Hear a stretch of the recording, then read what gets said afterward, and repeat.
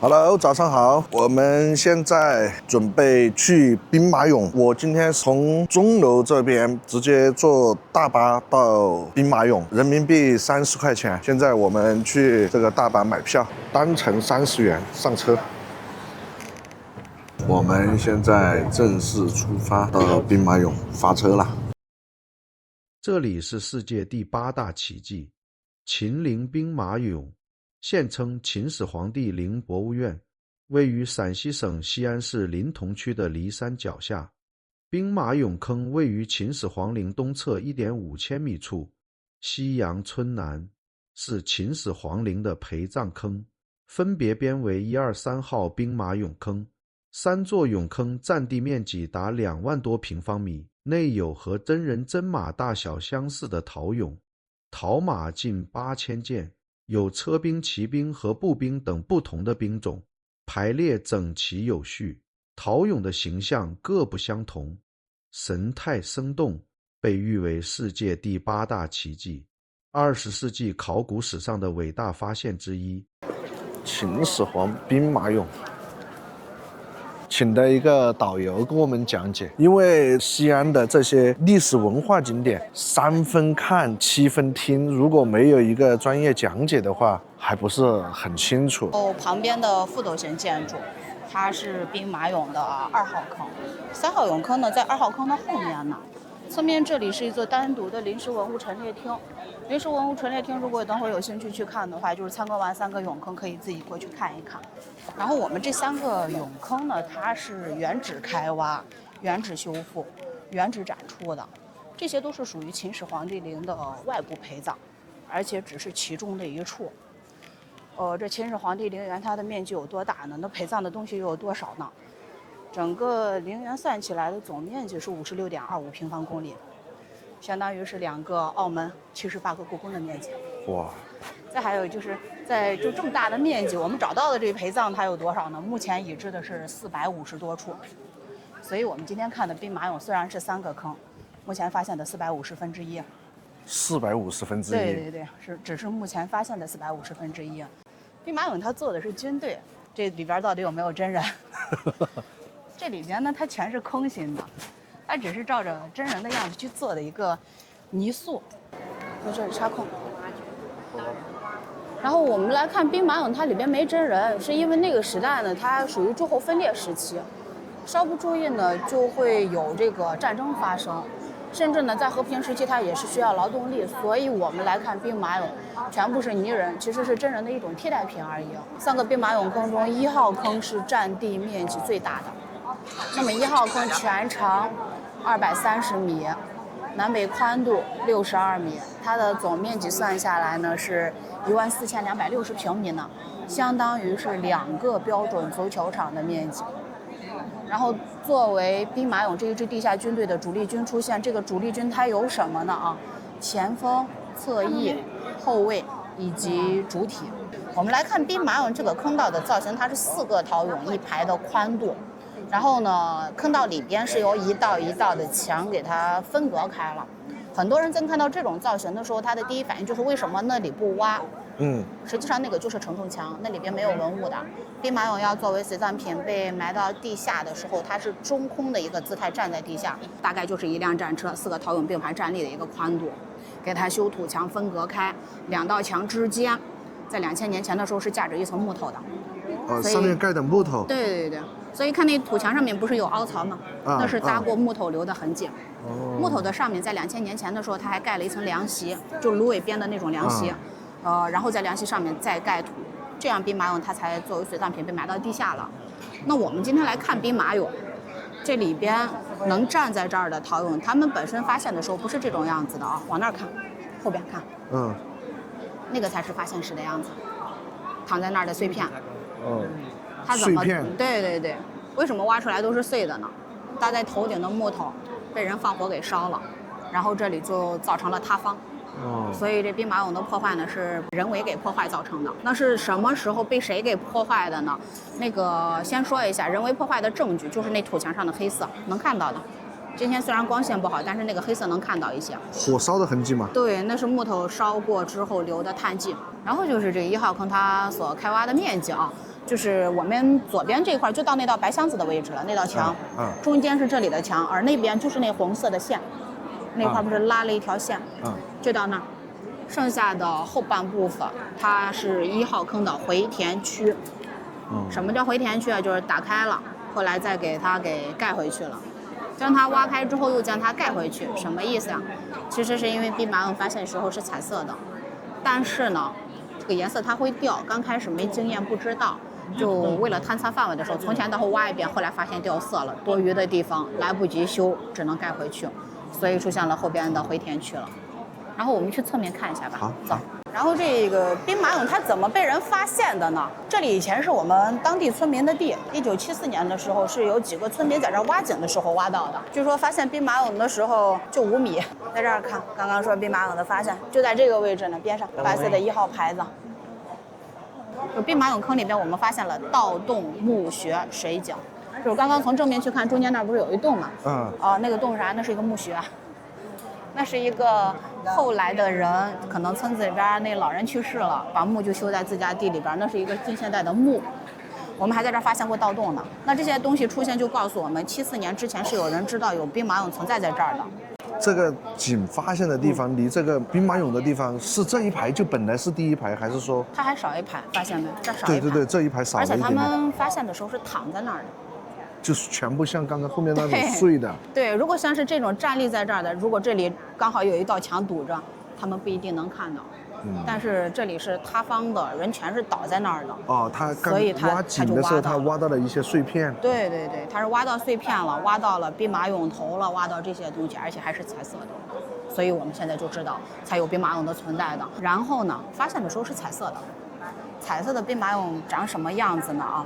就是但凡它那个皮肤露在外面，都是正常的肉色，它那个皮肤的色彩是很真实的。看这个，它如果色彩没有掉的话，有眼线，有睫毛，黑色的眼睛珠子，白色的眼睛人儿。那是非常非常厉害的。其实刚刚说，以前西安这个地方埋了这么多王侯将相，对，这绝对有盗墓的，绝对有。有，等会儿我们会看到盗洞的。因为西安到处都是王侯将相的墓，也这些盗墓的人，他肯定到处都在打盗洞，对，到处都看得到。只不过因为它塌了嘛，可能挖出来的一些碎片，他觉得没有多大的价值。对，就说盗墓的人，经济价值。对，你像盗墓的人，他本身是想要金银财宝，可以直接换钱的。但是兵马俑这里出现盗洞了，有的人之前不理解为什么他有盗洞，挖到兵马俑了，他没关注到呢？因为他运气不太好。为什么说运气不好呢？我们今天来看兵马俑，他是军队，但是发现了没？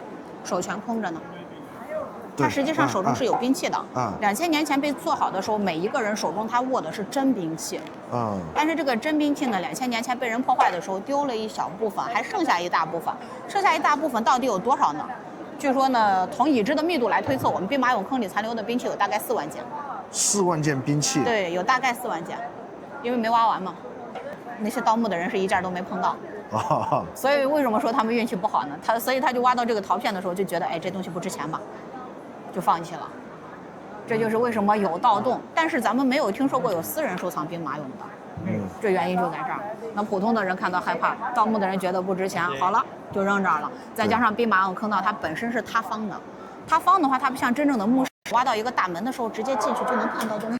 它本来就已经就是碎了一地，就等于说就是土把它埋完了。对，它跟泥土混一体了，没有一点空间。没有空间。所以他看到的东西，他就觉得这东西应该不是值钱的东西，他就放弃了。还有大家都往骊山园盯着秦始皇那座陵墓。对。然后就是刚说到这个色彩了，我们现在来看，能放在这外面的几乎都是掉了色的。它那个颜色怎么那么轻易就掉了呢？颜色是怎么做上去的呢？这个色彩就跟小孩玩的那个石膏娃娃上色一样，直接刷上去的，干了就放那儿了。或者咱们家里边装修房子，墙上刷漆一个道理，刷好了干了，这房间不就可以入住了吗？它没有做过别的一些特殊处理了。所以当它在接触空气的时候，今天干明天湿，一会儿又温度高一会儿又温度低的，就会造成颜色干裂、起翘、卷皮、脱落。所以兵马俑的掉色，很多人到这儿，大概有90%的人到这里的地方，那颜色氧化掉了，不叫氧化，叫脱落，就跟吊墙皮是一个原理。咱们家里边的墙可能受潮了，或者是太干了，时间久它也会干裂起翘嘛，脱落。兵马俑那个色彩就跟那是一个原理，就这样掉了。1、2、3号坑里面我们发现的兵器，它呢总共是3大类，长柄、短柄、远射程的兵器都有。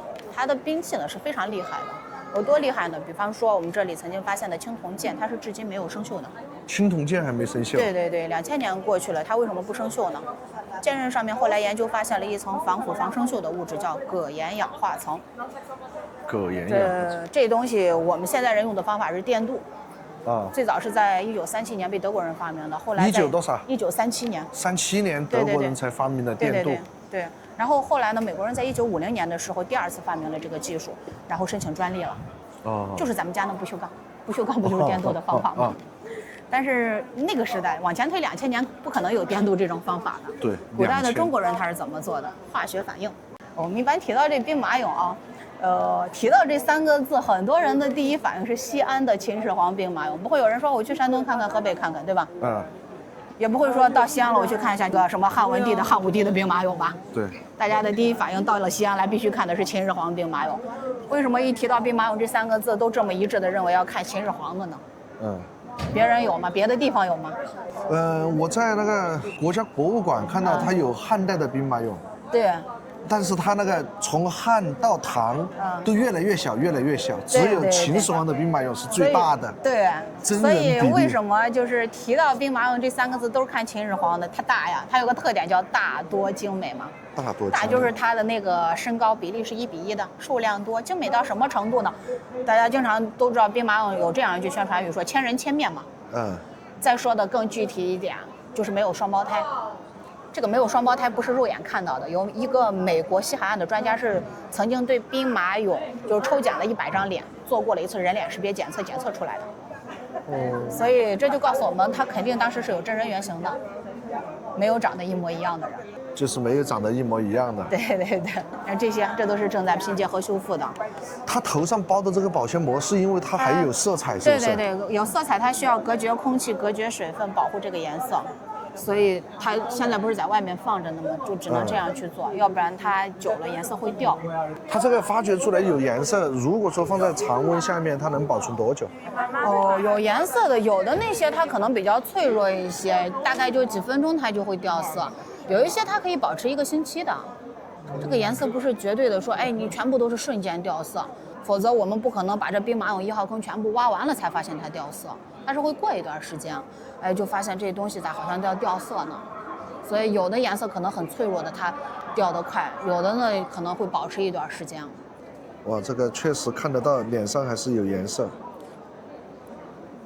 然后眼前这些它也是正在修复的，也放了好久了。他们好像是在2014年的7月份就放在这儿了。也放了好久了。但是他们平时在不在这里修复，还是在这个方舱修复？这会儿中午，不对，今天是休息时间。我们正常周一到周五的上班时间是可以看到有人在那儿工作的。然后那个小房子啊，它叫恒温舱。恒温舱。对。搞研究、搞修复，在那里边进行。你看我们眼前这些陶俑啊，颜色不均，发现了没？有的人颜色深，有的人颜色浅。颜色浅的可能是颜色掉光了。颜色深的是身体有一层打底色被保留下来了。这个打底色是什么呀？它是生漆。生漆。对，漆树上搁的那个生漆。我知道。这个东西很难得的，人歌行人行乐中不是有一句话吗？这样说的，说百里千刀一两漆，走上百里路，割上千刀才能收集一两生漆。兵马俑每一尊陶俑都涂了这个东西。这个生漆就是那个时候的楚国，楚国就是河北那边，他们不是做那种漆器啊？漆器对，秦岭南北两侧各古道只有贵族可以用这些东西。对，就是因为这个东西它太难得了。兵马俑是每一尊陶俑从头到脚都要涂这个生漆。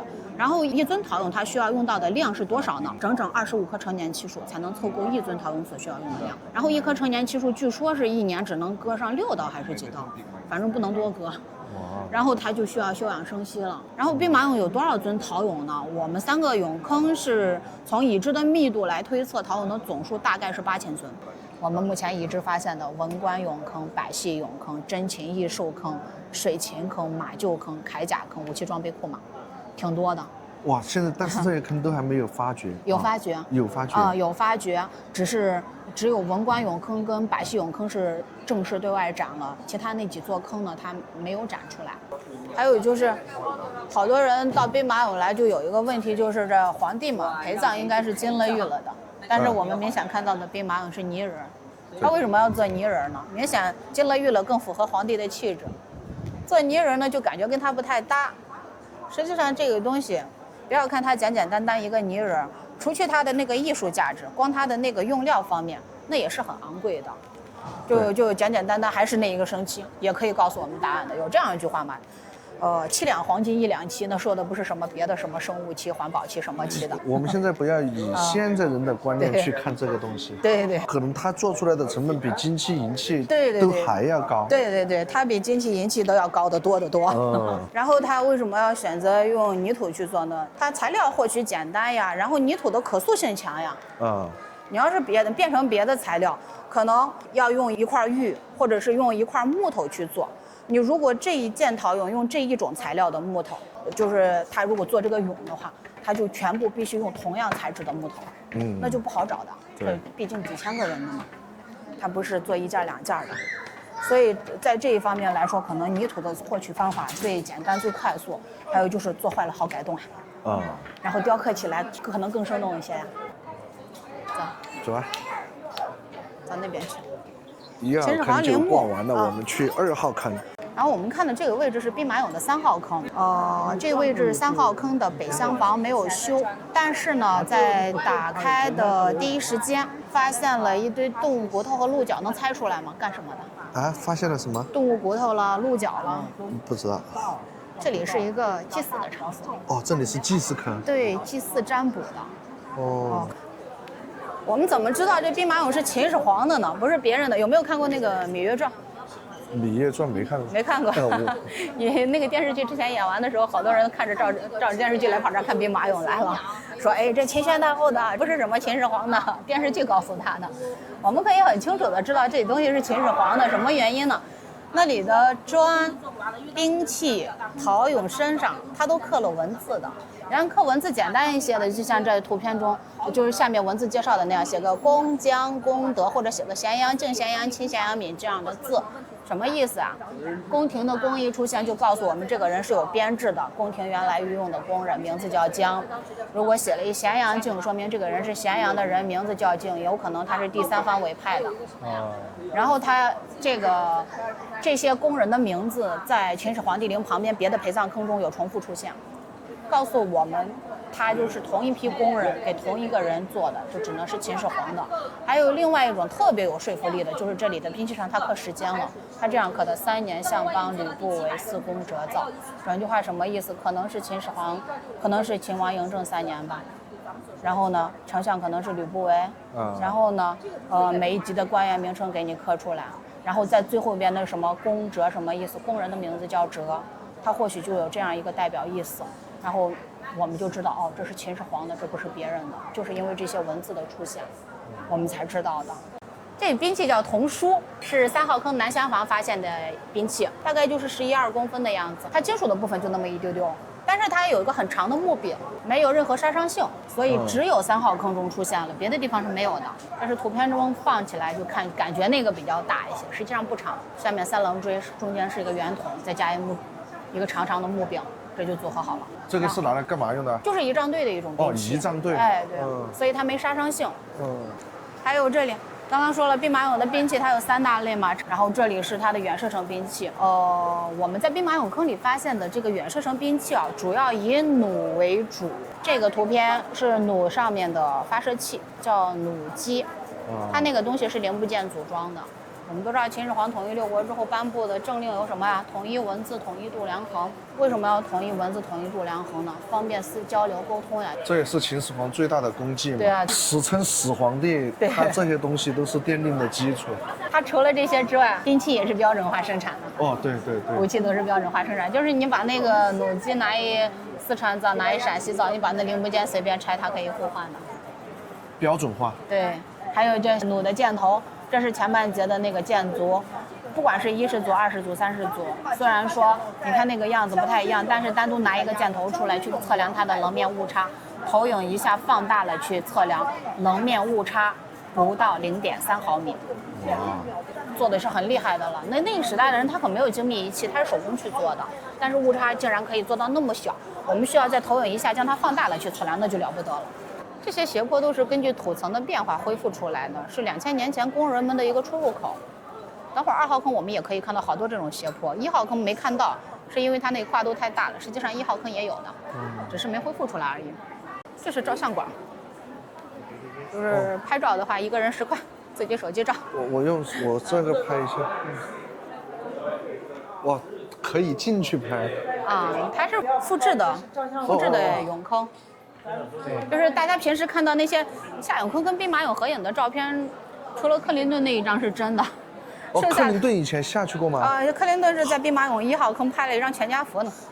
剩下的人都是在照相馆拍出来的。还有那个说什么是以前有个德国游客，是不是跳进过1号坑？那个人他给他自己做了一身那个衣服，然后可能也是给脸上也装扮了一下。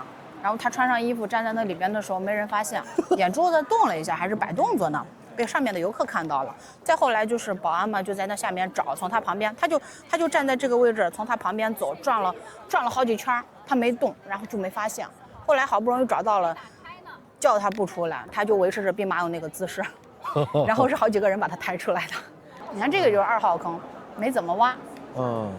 没有大面积的去开挖，就是因为你把它挖开了，这东西会掉色，对，所以就不怎么去动它了。但是有小范围的探测区呢，这个位置比较特殊的地方就下面这些洞，这是盗洞。在这儿看。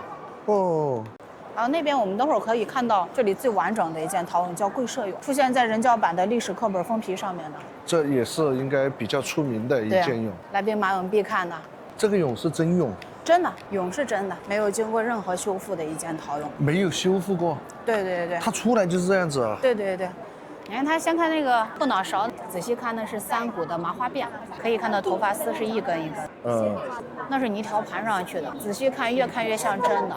然后呢，就是他穿的铠甲，肩膀上的甲片呢是以下片压着上片去连接制作的。身上的铠甲以它的腰为分界线，你看它的甲片是腰以上，上片压下片，腰以下的甲片是下压上的。它这个鞋底子啊，就是我们说那千层底的布鞋鞋底，它那个鞋底的针脚纹路，前脚掌、脚后跟那2个地方针脚特别的密，因为这2个地方呢是摩擦力比较强，所以针脚密一点，耐磨嘛。这本来就是以前的。对，本身以前的色彩。然后除了这个之外，还可以看到手掌纹的，能看出来吧？那手掌纹很清楚的。它是唯一完整的一尊陶俑，你看它那3滴水的小胡子。兵马俑里，但凡是成年的人，他都有胡子的。所以说，你能想象，如果那个时候他的彩绘还在的话，肯定多漂亮。他那个彩绘如果在的话，这个人的表情就是一个随时准备作战的一个状态的，特别严肃的一个表情。但是我们现在现场来看兵马俑，你会发现，好像好多人他都像是在微笑。为什么呢？因为那个眼珠子掉色了。然后他那个就成单眼皮了，单眼皮感觉像眯眯眼，对吧？眯眯眼就感觉那人在笑，实际上那眼珠子一加色彩之后，表情立马就严肃起来了。所以展示出来给大家一种错误的信息，就是这以前的人没有双眼皮，实际上双的单的他都有。所以说这个单眼皮也是国外的这些对我们的误解，他比个手势这种带侮辱性的。然后再说到这个。什么丹凤眼了什么，那是各个时代它审美不同。对。那大家都推崇这个，就让大家忽略了，实际上人家是有这样的一些可能发型了、体型了、那眼皮了都不一样。我们看这2号坑，你看这虽然没有挖，但是它有探测区呢，像中间这些小范围的探测区告诉我们这个2号坑干什么的呢？我们在这儿发现了车兵方阵、步兵方阵，还有弩兵方阵。所以2号坑啊，它是一支曲尺型的混合军。军队中干什么的呢？增援部队。1号坑是主力军，3号坑是发布命令的指挥部，2号坑是增援部队。那边那些黑色，这就比1号坑明显一些了。烧毁的木头，对啊，烧毁的木头留下来的碳迹嘛，人为破坏它的证据。然后这边看一下，这边这个叫鞍马骑兵俑，骑兵呢在战国之前是没有的。中原地区的那个军队呢，它就是车兵、步兵，然后包括射箭呢也只有步射，没有什么骑射。一直到了战国时期的赵国，赵武灵王进行了胡服骑射改制之后，中原地区呢，它才相继出现了这个骑兵了。然后因为没有脚蹬马，如果你个子矮上马不方便，所以那个时代对骑兵有身高限制，有作战力要求。再还有呀，为了体现这匹马是壮年的马，他们怎么做呢？我们站这个侧面，你仔细看那个胸部肌肉，很发达的，肌肉线条。虽然这匹马它拼过了，但是肌肉线条我们能看到。肌肉线条的出现告诉我们，这匹马它属于壮年的马。然后另外一个壮年的一个体现在哪里？就是我们兵马俑坑里出土的马，它的嘴巴都是微微张开的，微微张开的嘴巴露出的牙齿数量在6到8颗之间。那是壮年战马所拥有的牙齿数量，特意这样去做的，为了体现军队兵强马壮嘛。因为我们今天看到的这一支军队是保护皇帝灵魂的军队，那保护皇帝他就要震慑敌人，所以必须要兵强马壮呀。所以说这些细节都做得太好了。这个是一件叫立射俑，它的那个名字呢，就是根据着这个站立的姿势来起名的。立射俑是我们今天近距离看到的一个小士兵。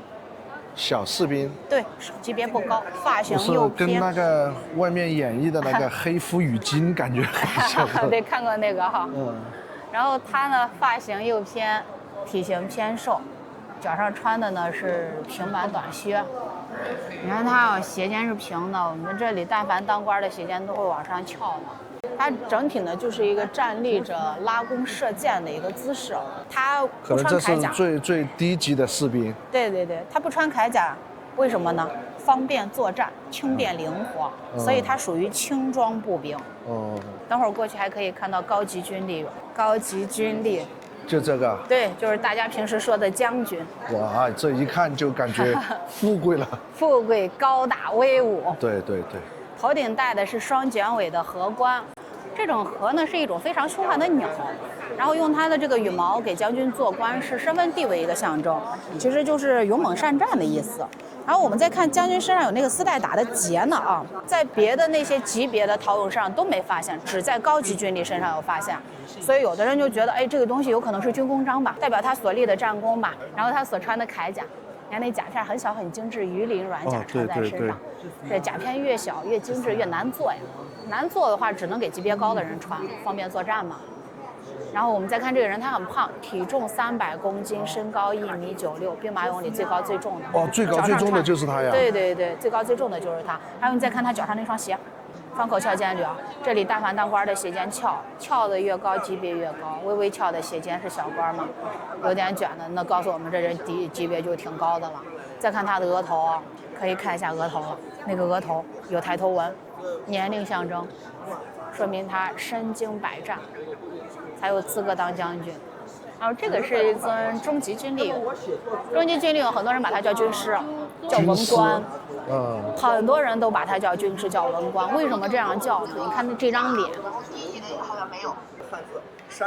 带一种就是文质彬彬的感觉。所以好多人看到脸之后，直接忽略了他别的那些装扮了什么的。实际上呢，出现在这个兵马俑坑里边，他是握着兵器、穿着战袍、穿着铠甲的，他其实是一个武将啊。他这张脸好看，那是因为他照着真人样子去做的，那就按我们现在话说，那基因遗传吧，人家家里边遗传的好。这个是几号坑出土的？这些在2号坑都有的。就是我们兵马俑坑里，你像高级军力1号坑也有，2号坑也有。都有啊，都有的。这边如果陈列厅要是想去的话，就可以自己去逛一逛，那里边有文官，有百戏，有珍禽异兽，可以自行去逛了。好，咱们这边就结束了。